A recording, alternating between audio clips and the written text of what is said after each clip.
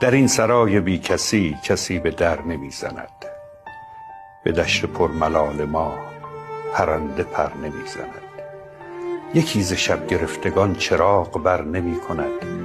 کسی ز کوچه سار شب در سحر نمی زند.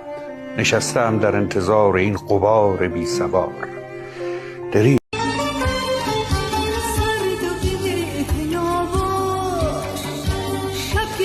کوچه ها باش، یه روز با هم صمیمی، یه روز ازم جدا باش. رنج و عذاب و واسه جونم میخورم سنگ صبور و اینجور.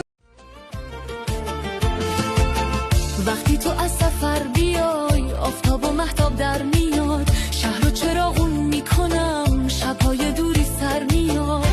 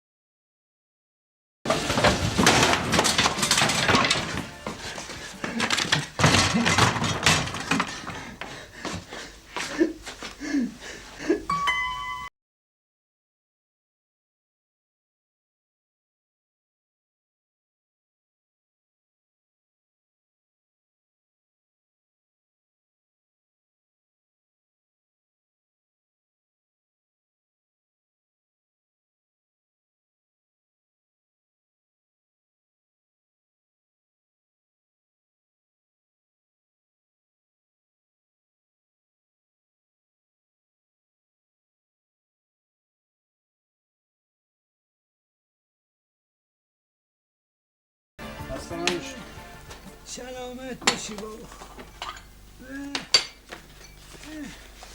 جان داری.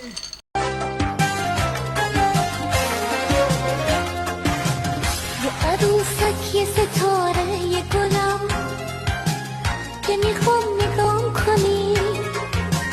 گل محبوب، گل بارون، گل عشق، چی میخوای صدا کنی؟ تو عزیزم